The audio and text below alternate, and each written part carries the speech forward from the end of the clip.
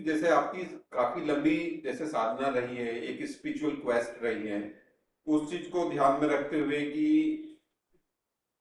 Follow अध्यात्म पे जानना चाहता हूँ मैं कि आपके दृष्टिकोण से एक तो थ्योरेटिकल पर्सपेक्टिव है अध्यात्म का, from your own sadhana point of view, what is adhyatma, what is spirituality? Because many times young persons they want to know about it, what is the element of spirituality apart from the books, what is the, like, in practical way, what should be considered as spirituality?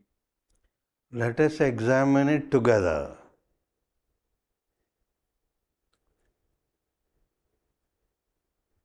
You all know you have a body. शरीर तो है, जीवित हैं, प्राण भी है, we are alive. Prana is there, life force is there. And you can think, मन सक्रिय है, thinking है. So one thing clear is for all of us, we have a body, is living, life force is there, prana is there, and the mind is working. That's what we see from our physical eyes. जो सबको महसूस होता है ये है ना, इसमें spirit का बात कहीं नहीं आई, स्पिरिचुअलिटी क्या है क्या नहीं है, स्पिरिट के बाद में कुछ बात है ही नहीं. अगर शरीर है, प्राण है और मन भी सक्रिय है, ये स्पिरिट कहाँ से आया? ये मान के चलो ये सबका बेसिस स्पिरिट है. अगर वो शरीर में नहीं है, ये तीनों काम का नहीं है, ना शरीर का काम का है, ना मन का काम का है, ना प्राण काम का है. शरीर क्रियाशील नहीं होगा, मन क्रियाशील नहीं होगा, प्राण निकल गया, उसका मतलब है स्पिरिट का कनेक्शन इस बॉडी से निकल गया. स्पिरिचुअलिटी कहीं हासिल करने का चीज़ नहीं है. स्पिरिट तो सक्रिय है हमारा शरीर में, नहीं तो बाकी सब कुछ जो हम शरीर रूप में जानते हैं, मन प्राण शरीर, वो सारा ज़ीरो का ज़ीरो हो जाएगा अगर स्पिरिचुअल कनेक्शन नहीं हो. तो ये कनेक्शन क्या है, ये स्पिरिट क्या है, उसका खोज अलग अलग धर्म अलग अलग हिसाब से किया. सनातन धर्म में आत्मा परमात्मा ऐसा कहा गया, the soul and the spirit. Buddhism में अनात्मा और निर्वाण, हाँ, और एनलाइटनमेंट वो कहा गया. और जूडो क्रिश्चियनिटी में जाएंगे, हेवन, हाँ, God in heaven and salvation, इस टाइप का कहा गया. अपने धर्म में, सनातन धर्म में इसको कैवल्य दर्शन ऐसा कहा गया. करेगा दर्शन और कराएगा कौन? करने वाला भी तुम हो, कराने वाला भी तुम हो, करके अनुभव करने वाला ही तुम हो. तो आपसे अलग हो के कुछ नहीं. तो फंडामेंटल है मैं, वो फंडामेंटल है. आई एम, मैं हूँ, ये फंडामेंटल है. ज्ञान योग में जाएंगे, मैं कौन हूँ. योग में जाएंगे, मैं ये शरीर तो नहीं है, मैं ये मन तो नहीं है, मैं ये प्राण तो नहीं है. ये तीनों के परे जो मैं बोलता हूँ ये क्या है, ये खोज में रहोगे, किसी योग साधना में लग जाओगे तो ये पता लगेगा, beyond the body, beyond the mind, beyond the प्राणा, there is some experience by the awareness. जो हम होश में हैं, वो होश किसी और चीज़ को होश कर रहा है.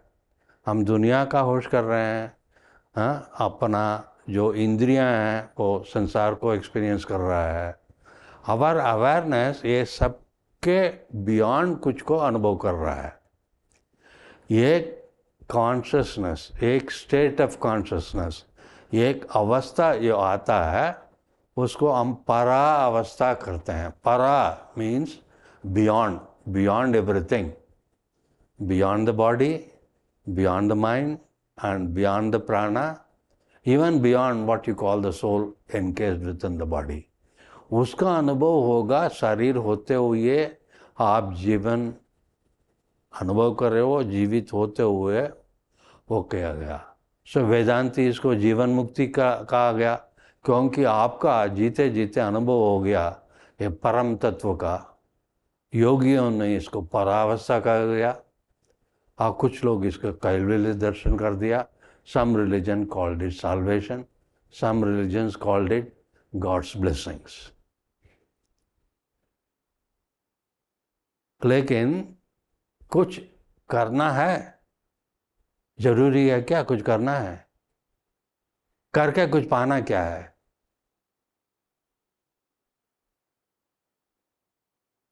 और करना है तो क्या करना है? करने का ज्ञान, करने का मेथड, और कर से क्या पाएगा, उद्देश्य क्या है, वो सब। अगर जानना भी कुछ नहीं है, इसीलिए कुछ नॉलेज नहीं है, करेगा क्या? करना भी कुछ नहीं है। अगर करेंगे नहीं कुछ पाओगे नहीं, पाने में कुछ नहीं है। तो यह अवस्था क्या है? यह अवस्था है आप जान लिया मैं पूर्ण हूं, आप अनुभव कर लिया मैं पूर्ण हूं। पूर्ण से कुछ भी मिला नहीं सकते, पूर्ण ही रहेगा। पूर्ण से कुछ हटाओगे फिर भी पूर्ण ही रहेगा। आप वो पूर्ण हो, पूर्णमिदम, वो वेद वाक्य होता है, वेद का आशीर्वाद श्लोक होता है। तो वो पूर्णवाद है।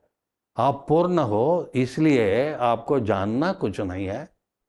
इतना ही जाना मैं पूर्ण हूँ। जानना नहीं है तो करना नहीं है, करना नहीं है तो पाना नहीं है।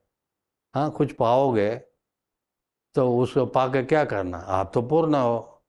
पूर्ण से ऐड करके क्या होगा? पूर्ण ही होगा। तो इसलिए पूर्ण का अनुभव होगा, और वो सिर्फ मात्र चुप रहने से होगा। Just be, just be, being, doing and having. आप हो, आप कुछ करते हो, करने से कुछ पाते हो। आप पाना का छोड़ दो, करने का छोड़ दो, बाकी क्या रहा है? आप हो, वो मात्र काफी है। I am is just enough, just be, that's enough. तो वो जस्ट बी अवस्था सबको नेचुरली आता नहीं है। क्यों आता नहीं है? हमारे अंदर संस्कार है। संस्कार के वजह से कुछ कर्म में लगेंगे, कर्म में लगने से कुछ मिलेगा, शुभ और शुभ कुछ भी मिलेगा। हाँ, तो वो मिलने से आपका इंद्रिय उसी में उलझ जाएगा। आप अंतर्मुख होने के बदले बहिर्मुख हो जाओगे। तो इसलिए योग साधना इम्पॉर्टेंट है। बहिर्मुख से अंतर्मुख हो। अंतर्मुख होने से आपको जो इंद्रिय बाहर का अनुभव दुनिया का कर रहा है, अंदर का अनुभव करेगा। अंदर का अनुभव करेगा दिव्य गंध, दिव्य रस, दिव्य रूप, ज्योति स्वरूप, दिव्य नाद, अनाहत नाद, ये सबका अंतर अनुभव करेगा। अनुभव करते समय आपको लगेगा बाहर का दुनिया अलग है, अंदर भी एक दुनिया है। यही इंद्रिय बाहर जाने के बदले, बाहर जाने रुक जाएगा, वो अपने आप अंदर चला जाता है। अंदर का दुनिया खुल के ये सब अनुभव मेरे में होता है, किसी ने नहीं दिया। मैं अंदर जाने को बंद किया तो अंदर ये सब हो रहा है। तो करते करते जब आप परम ज्योति में मग्न हो जाओगे कुछ देर के लिए, तो आपको ये अनुभव आता है मैं पूर्ण हूँ। इसलिए ब्रह्म ज्ञानी लोग पूर्ण, अपना पूर्णत्व का अनुभव करके कुछ करते ही नहीं है। उसका पूर्ण का अनुभव मात्र काफ़ी है, उसका होना मात्र काफ़ी है, उसके पास आने वाला को अपने आप उसका फल मिल जाएगा। तो करना ही है तो योग करो, पाना ही है तो अंतर्ज्ञान पाओ। हाँ, रहना ही है तो उसी में अटक कर रहना, परावस्था में। परावस्था में रह कर रहना है means the awareness is not aware of the outside thing. It is not even aware of the inside thing. It is only aware of itself. Awareness being aware of itself is Kaivalya. Awareness being aware of itself is Paravastha. That is Nirvana. That is salvation. तो उसके लिए आप कुछ भी नहीं करो तो भी चलेगा, साधना करो तब भी चलेगा, किसी भी मार्ग अपनाओ तभी भी धीरे अपने समय में होगा।